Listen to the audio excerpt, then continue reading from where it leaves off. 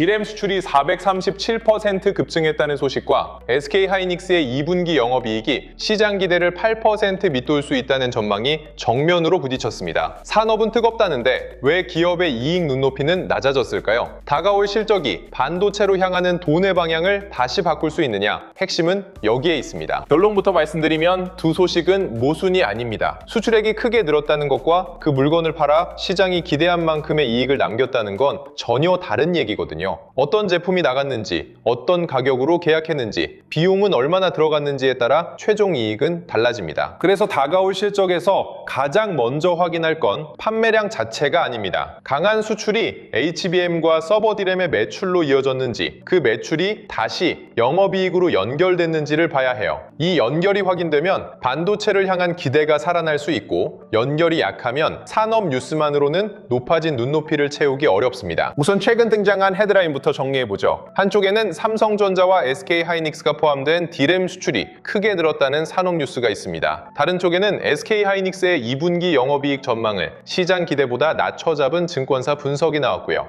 여기에 미국 ADR 거래 개시와 유상증자 관련 정정 공시까지 겹쳤습니다. 겉으로 보면 좋은 뉴스와 부담스러운 뉴스가 뒤섞인 것처럼 보이죠? 그런데 역할을 나눠보면 훨씬 단순해집니다. D램 수출은 산업 수요를 보여주는 단서이고, 영업이익 전망은 개별 기업의 수익성을 묻는 자료입니다. ADR은 투자자의 접근 통로에 관한 변화이고, 유상증자는 자본과 주식 구조에 관한 문제예요. 이 네 가지를 한꺼번에 호재나 악재로 묶으면 판단이 꼬입니다. 산업이 좋아도 개별 회사의 계약 가격이 기대보다 낮을 수 있고요. 해외 투자자의 접근성이 넓어져도 본업이익이 바로 늘어나는 건 아닙니다. 반대로 자본 구조의 변화가 생겼다고 해서 고성능 메모리 수요까지 사라지는 것도 아니죠. 결국 앞으로의 질문은 하나입니다. SK하이닉스가 강한 메모리 수요를 실제 이익으로 얼마나 남길 수 있느냐는 거예요. 이 질문에 답하려면 먼저 회사가 어디서 돈을 버는지 알아야 합니다. SK하이닉스의 주력 제품은 휘발성 메모리인 D램과 전원이 꺼져도 정보가 남는 낸드 플래시입니다. 그렇다면 수출 급증은 분명 좋은 출발점입니다. 적어도 메모리 제품이 해외로 활발하게 나가고 있다는 신호로 볼 수 있으니까요. 수요가 완전히 식은 산업에서 수출액만 큰 폭으로 증가하기는 어렵습니다. 다만 여기까지는 산업의 온도를 보여주는 자료이지 SK하이닉스의 이익을 그대로 보여주는 계산서는 아닙니다. 왜냐하면 산업 전체 수출액만으로는 회사별 판매량을 알 수 없기 때문입니다. 일반 D램과 서버 D램, HBM이 각각 얼마나 포함되는지도 드러나지 않아요. 같은 금액이 수출됐더라도 수익성이 높은 제품의 비중이 컸는지에 따라 회사가 실제로 남기는 이익은 달라질 수 있습니다. 판매 가격이 정해지는 방식도 중요합니다. 시장 가격을 빠르게 반영하는 거래라면 메모리 가격 변화가 비교적 빨리 실적에 들어올 수 있죠. 반면 장기 공급 계약으로 가격과 물량이 미리 정해져 있다면 단기 시세가 강해져도 회사의 판매 조건은 같은 속도로 움직이지 않을 수 있습니다. 최근 2분기 영업이익 전망을 낮춘 분석에서 장기 공급 계약의 영향이 언급된 이유도 여기에 있습니다. 다만 구체적인 계약 기간이나 가격 조건은 확인된 내용이 아니기 때문에 임의로 단정할 수는 없어요. 지금 확인할 수 있는 건 계약 구조가 단기 시장 가격과 실제 이익 사이에 차이를 만들 수 있다는 점입니다. 쉽게 말하면 많이 팔린 것과 가장 높은 가격에 판 것은 같은 말이 아닙니다. 판매량이 늘어 매출은 커졌는데 계약 가격이 시장의 기대보다 낮았다면 영업이익은 예상에 못 미칠 수 있어요. 반대로 단기 가격의 일부를 포기했더라도 물량과 고객 관계가 안정적으로 이어진다면 실적의 지속성은 높아질 수 있습니다. 그래서 장기 계약은 한쪽 방향으로만 해석하면 안 됩니다. 상승기에는 당장 받을 수 있는 높은 가격을 제한할 수 있죠. 하지만 시장 가격이 흔들릴 때는 판매 물량과 매출의 변동을 줄이는 역할도 할 수 있습니다. 이익의 최대치를 조금 낮추는 대신 이익이 이어지는 기간을 늘리는 구조일 수도 있다는 겁니다. 이 구분을 놓치면 기대보다 낮은 영업이익 전망을 곧바로 수요 둔화로 받아들이게 됩니다. 하지만 계약 조건 때문에 수익성이 도정된 것과 고객이 주문을 줄인 것은 사업에 남기는 의미가 다르잖아요. 숫자가 기대에 못 미치더라도 수요와 공급 환경이 유지된다면 사업 과정 전체를 바로 지을 필요는 없습니다. 반대로 숫자뿐 아니라 회사의 설명까지 약해진다면 이야기가 달라집니다. 수요가 둔화됐거나 제한된 공급 환경이 달라졌다는 신호가 나온다면 장기 계약만으로 기대 미달을 설명하기 어려워져요. 그때는 고성능 메모리의 수급 구조 자체가 변하고 있는지까지 질문을 넓혀야 합니다. 이 판단의 기준점은 1분기 실적입니다. 연결 매출은 52조 5,763억 원으로 전년 같은 기간보다 198.1% 증가했습니다. 이미 외형이 크게 확장된 상태에서 다음 실적을 확인하게 된다는 뜻이죠. 작은 기저에서 막 성장을 시작한 회사와는 기대의 높이가 다릅니다. 영업이익은 37조 6,102억 원이었고 전년 동기보다 405.5% 늘었습니다. 매출보다 이익이 훨씬 빠르게 증가했죠. 단순히 물량만 늘어난 게 아니라 제품 구성과 공급 환경, 판매 조건이 수익성에 유리하게 작용했을 가능성을 보여주는 장면입니다. 그런데 바로 이 강한 실적이 다음 발표에 부담이 됩니다. 이미 큰 폭으로 좋아진 뒤에는 이익이 늘었다는 사실만으로 시장을 놀라게 하기 어렵거든요. 이제는 높은 수준의 이익이 이어지는지, 높아진 예상치를 넘어서는지, 성장의 속도가 유지되는지를 보게 됩니다. 좋은 회사와 좋은 실적 발표가 항상 같은 뜻은 아니라는 얘기예요. 회사가 큰 이익을 내더라도 시장이 더 큰 숫자를 기대했다면 반응은 조심스러울 수 있습니다. 반대로 전망치가 현실적인 수준으로 낮아진 뒤 실제 실적이 그 기준을 넘으면 절대 규모가 비슷해도 해석은 긍정적으로 달라질 수 있죠. 그래서 실적 발표 숫자 하나만 보고 결론을 내리면 안 됩니다. 매출이 어떻게 움직였는지, 영업이익이 매출보다 빠르게 늘었는지, 아니면 외형은 강한데 수익성이 낮아졌는지를 연결해서 봐야 해요. 숫자 사이의 관계가 회사 안에서 어떤 변화가 있었는지를 보여주기 때문입니다. 1분기 보고서에서 회사는 계절적 비수기에도 견조한 수요와 제한된 공급 환경이 지속됐다고 설명했습니다. 또 HBM과 서버 D램 같은 고성능 제품을 언급했죠. 당시 높은 이익이 단순한 판매량 증가만으로 만들어진 게 아니라는 점을 읽을 수 있는 단서입니다. 메모리는 공급이 수요보다 빠르게 늘면 가격 압력이 커질 수 있는 산업입니다. 반대로 수요는 강한데 공급이 제한되면 판매자에게 유리한 환경이 만들어지죠. 여기에 수익성이 높은 고성능 제품의 비중까지 커지면 매출보다 이익이 더 빠르게 증가하는 모습도 가능합니다. 다가올 실적에서는 이 조건이 이어졌는지를 들어야 합니다. 회사가 HBM과 서버 D램 수요를 계속 견조하다고 설명하는지, 제한된 공급 환경에 대한 판단이 유지되는지가 중요해요. 같은 설명이 반복된다고 무조건 안심할 일은 아니지만 적어도 구조적인 수급의 힘이 남아있는지를 판단할 근거는 됩니다. 여기서 한 가지 반론이 나올 수 있습니다. 수출이 그렇게 강하다면 제품 구성을 따질 필요 없이 실적도 좋아야 하는 것 아니냐는 거죠. 하지만 수출에게는 물량과 가격이 함께 들어있습니다. 어느 회사 제품인지, 수익성이 높은 제품인지, 계약 가격이 언제 정해졌는지까지 알아야 개별 기업의 이익으로 연결할 수 있어요. 또 전체 매출이 늘었다고 해서 이익의 질이 항상 좋아지는 것도 아닙니다. 일반 D램이 성장을 이끌었는지, HBM과 서버 D램이 중심이었는지에 따라 수익성은 달라질 수 있거든요. 지금은 총 매출의 크기만큼이나 어떤 제품이 성장을 만들었는지가 중요합니다. 매출은 강한데 영업이익만 기대보다 약한 경우라면 판매 가격과 제품 구성, 비용 구조를 차례로 확인해야 합니다. 제품은 많이 팔렸지만 장기 계약 가격이 단기 시세를 충분히 반영하지 못했을 수 있고요. 연구개발이나 생산 관련 비용이 이익 증가 속도를 낮췄을 가능성도 살펴야 합니다. 반대로 매출 증가 속도가 다소 둔해져도 고성능 제품의 비중과 수익성이 유지될 수 있습니다. 외형 성장만 느려졌다고 사업이 곧바로 약해졌다고 단정할 수 없는 이유죠. 총량이 얼마나 늘었는지와 한 단위의 매출에서 얼마나 많은 이익을 남겼는지를 같이 봐야 합니다. 낸드 플래시도 분명 중요한 사업입니다. 다만 지금 던져진 질문의 중심을 대신하기는 어렵습니다. 공시된 품목별 매출 차이가 크기 때문이에요. 낸드에서 좋은 변화가 나오더라도 D램의 수요와 판매 조건이 흔들리면 회사 전체 이익에는 더 큰 압력이 생길 수 있습니다. 반대도 마찬가지입니다. D램의 공급 조건과 고성능 제품 수요가 유지된다면 낸드의 변동만으로 회사 전체를 설명하기는 어렵죠. 반도체라는 한 단어로 D램과 낸드,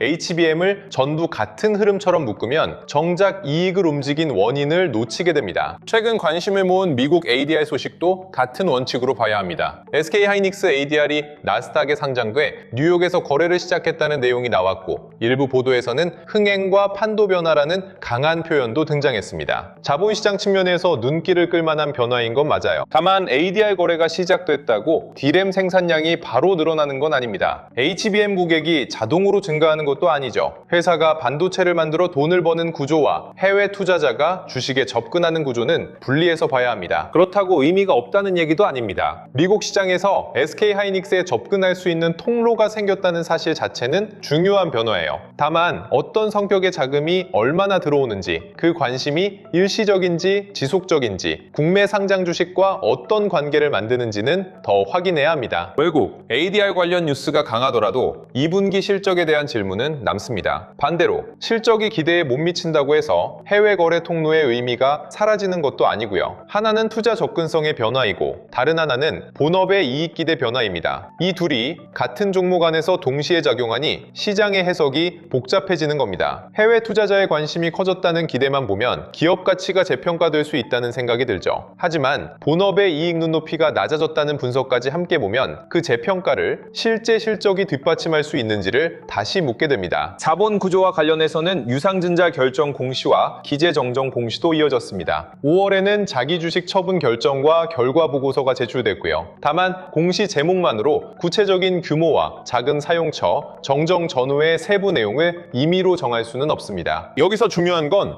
유상증자라는 단어만 보고 방향을 미리 결정하지 않는 겁니다. 회사에는 자금이 들어올 수 있지만 주식수와 기존 주주의 목도 함께 살펴야 하죠. 조달한 자금이 생산 능력이나 기술 경쟁력 강화로 이어지는지에 따라 장기적인 의미가 달라질 수 있습니다. 그렇다고 자금을 조달했다는 이유만으로 미래 성장을 먼저 확정해서도 안 됩니다. 실제 사용 목적과 집행 결과가 확인돼야 하니까요. 반대로 주식 구조가 바뀔 수 있다는 이유만으로 본업의 성장 가능성까지 지워서도 안 됩니다. 자본 조달의 부담과 사업 효과는 따로 본 뒤 연결해야 합니다. 기재 정정 공시가 이어졌다는 사실도 제목만으로 긍정과 부정을 정할 근거는 아닙니다. 확인해야 할 건 무엇이 달라졌는지예요. 정정된 내용이 기존 주주의 권리와 회사의 자금 계획에 어떤 영향을 주는지까지 봐야 비로소 의미가 생깁니다. 본업의 이익이 크게 들면 자본 구조는 중요하지 않다고 생각할 수도 있습니다. 하지만 회사 전체 이익이 증가하는 속도와 주주 한 명이 체감하는 몫이 커지는 속도가 항상 같지는 않아요. 이익을 나누는 주식의 구조가 달라지면 주당 기준의 판단도 달라질 수 있기 때문입니다. 반대로 자본 구조만 바라보다가 회사가 실제로 만드는 이익을 놓쳐도 안 됩니다. SK 하이닉스의 핵심 경쟁력은 결국 고성능 메모리 수요를 매출과 이익으로 바꾸는 능력에서 확인돼야 하거든요. 실적과 자본 공시는 서로 다른 질문에 답하는 자료입니다. 기술 경쟁을 유지하기 위해 들어가는 비용도 봐야 합니다. 1분기 연구개발비는 2조 4,514억 원이었고 매출액 대비 비율은 4.9%였습니다. 이미 큰 매출과 이익을 내고 있지만 미래 제품을 위한 지출도 이어지고 있다는 뜻이죠. 연구개발비는 당장의 이익에는 비용으로 작용할 수 있습니다. 그렇다고 지출이 늘었다는 사실만으로 부정적으로 볼 수는 없어요. 고성능 메모리의 경쟁력을 유지하기 위한 투자라면 이후 제품 성능과 고객 수요, 매출로 이어지는지가 더 중요합니다. 물론 연구개발비를 많이 썼다고 기술 우위가 자동으로 보장되는 것도 아닙니다. 실제 연구 성과가 제품 경쟁력으로 연결돼야 하죠. 비용이 늘었다면 단순히 이익을 깎은 항목으로만 볼 게 아니라 미래 제품을 위한 지출인지 반복적으로 발생하는 일반 비용인지 구분해서 들어야 합니다. 그렇다면 다가올 실적과 설명에서 가장 좋은 조합은 무엇일까요?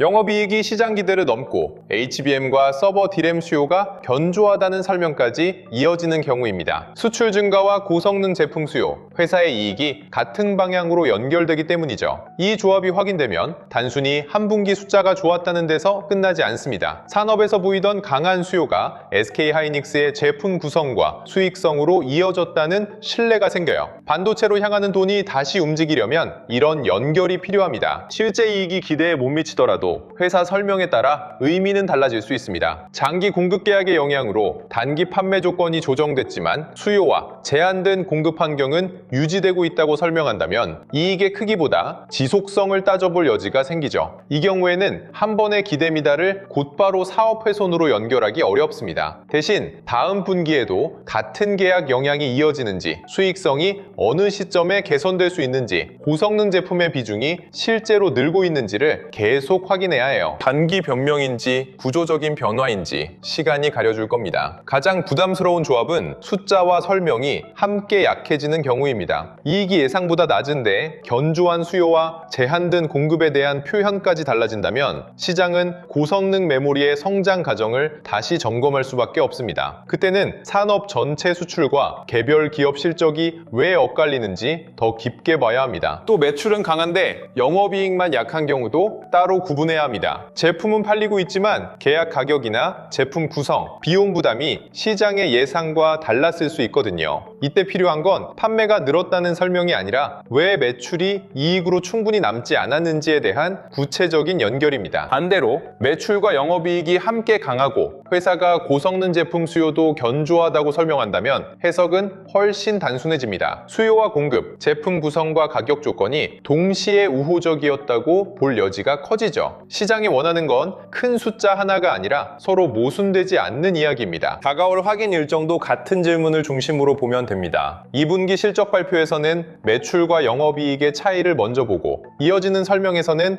HBM과 서버 D램의 수요를 들어야 합니다. 그 다음에는 장기 공급 계약이 단기 수익성과 실적 지속성에 각각 어떤 영향을 줬는지 확인해야 하죠. 실적 뒤에 나오는 분기 보고서에서는 제품과 비용의 연결을 더 자세히 봐야 합니다. 연구개발비가 어떤 흐름을 보였는지, 회사가 가격과 공급 환경을 어떻게 표현했는지, 주력 제품에 대한 설명이 달라졌는지가 중요해요. 숫자 발표에서 생긴 의문을 공시 문장으로 다시 확인하는 겁니다. 유상증자 관련 후속 공시에서는 정정 전후의 차이와 자금 계획을 확인해야 합니다. ADR과 관련해서는 단순히 거래가 시작됐다는 사실보다 해외 투자자의 관심이 지속되는지를 봐야 하고요. 다만 이 두 가지가 본업의 수익성을 대신 설명해 줄 수는 없다는 경계는 끝까지 유지해야 합니다. 금리나 환율 같은 외부 변수가 반도체 투자 심리에 영향을 줄 수 있다는 점도 기억할 필요는 있습니다. 다만 확인된 방향 없이 외부 변수만으로 SK하이닉스의 실적을 먼저 단정하면 안 돼요. 결국 회사가 통제할 수 있는 제품 경쟁력과 계약 구조, 비용 관리가 실제 숫자로 어떻게 나타나는지가 중심입니다. 처음에 질문으로 돌아가 보죠. D램 수출 급증과 이익 기대 하회 전망 중 무엇을 믿어야 하느냐는 질문이었습니다. 둘 중 하나를 지울 필요는 없습니다. 실제 실적과 회사 설명이 두 소식 사이의 빈칸을 어떻게 채우는지 보면 됩니다. 수출 증가가 고성능 D램의 매출과 이익으로 이어졌는지, 장기 공급 계약이 단기 수익성을 낮추는 대신 실적의 지속성을 높였는지, 회사가 견조한 수요와 제한된 공급을 다시 강조하는지가 중요합니다. 이 세 가지가 같은 방향을 가리키면 반도체에 대한 기대도 다시 강해질 수 있습니다. 반대로 수출과 회사 이익이 계속 엇갈리고 고성능 제품에 대한 설명까지 약해진다면 기존 가정을 다시 봐야 합니다. ADR 기대가 본업의 질문을 대신할 수는 없고 자본 구조의 변화만으로 기술 경쟁력을 판단할 수도 없어요. 각각의 뉴스가 어떤 역할을 맡고 있는지 구분해야 합니다. 시장은 단순히 큰 이익보다 설명 가능한 이익에 더 오래 신뢰를 줄 수 있습니다. 어디서 벌었는지, 왜 많이 남았는지, 그 조건이 이어질 수 있는지가 보여야 하기 때문이죠. 앞으로는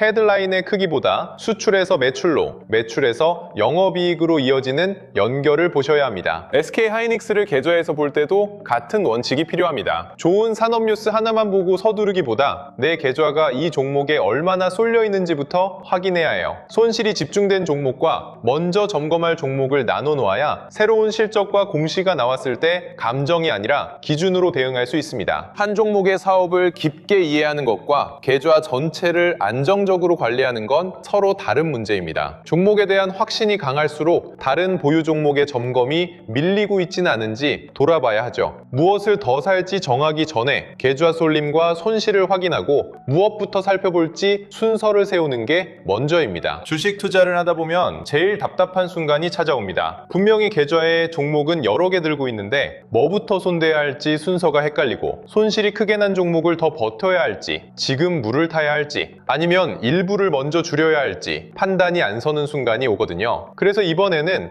여러분의 보유 종목 화면을 캡처해서 올리기만 하면 내 계좌가 어느 종목에 과도하게 몰려 있는지, 손실이 어디에 집중되어 있는지, 그리고 어떤 종목부터 먼저 점검해야 하는지 우선순위까지 보여주는 무료 포트폴리오 진단 리포트를 준비해놨습니다. 사용 방법도 어렵지 않습니다. 현재 사용하고 있는 증권사 앱에서 보유 종목 화면을 캡처해서 올리면 종목명과 평가 금액, 수익률을 자동으로 읽어 계좌 비중과 손실 구간을 정리해줍니다. 종합 점수와 계좌 등급, 가장 큰 비중을 차지한 종목, 종목별 비중 그래프까지 같이 확인할 수 있고요. 특정 종목을 무조건 사라거나 팔라고 찍어주는 방식이 아니라 내 계좌 구조를 객관적으로 펼쳐놓고 무엇부터 점검해야 할지 기준을 잡아주는 무료 진단이라고 보시면 됩니다. 진단 결과를 본 뒤에도 조금 더 구체적인 추가적인 점검이 필요한 분들은 결과 화면 안에서 전문가 추가 점검도 신청하실 수 있습니다. 현재 계좌 상태를 바탕으로 하락장이 끝난 뒤 관심 있게 볼 히든 종목군, 상장지수 펀드 매매 정보와 대응 기준, 현재 보유 종목에 대한 추가 점검, 그리고 상승장에서 수익을 기대할 수 있는 종목군과 하락장에서 대응하는 방법까지 함께 안내받으실 수 있습니다. 모든 분께 같은 종목을 똑같이 안내하는 방식이 아니라 보유 종목과 비중, 손실 구간, 현금 상태를 확인한 뒤 각자 상황에 맞게 점검하는 방식입니다. 여기에 세력 단가, 지지선 계산기, 글로벌 AI 자금 순환 맵, 보조지표 템플릿, 실전 매매 전략 노트, 시크릿 책자 3권과 주도주 알림 센터까지 함께 보실 수 있게 준비해놨습니다. 그리고 다른 채널처럼 신청만 받아놓고 나중에 연락드리겠습니다, 순서대로 안내해드리겠습니다, 며칠 기다리시면 보내드리겠습니다, 이런 방식이 아닙니다. 신청 버튼을 누르시면 바로 무료 포트폴리오 진단 페이지로 연결되고요. 기다릴 필요 없이 그 자리에서 바로 보유 종목 화면을 올려 직접 확인해 보실 수 있습니다. 화면 아래 구독과 좋아요 버튼 눌러주시고 댓글창에 구독 완료라고 남겨주세요. 그리고 설명란이나 고정 댓글에 있는 링크로 들어가 신청하시면 지금 바로 무료 포트폴리오 진단부터 확인해 보실 수 있습니다. 끝까지 함께 해주셔서 감사합니다. 다음 영상에서도 복잡한 뉴스 속에서 꼭 확인해야 할 기준만 쉽고 분명하게 전해드리겠습니다.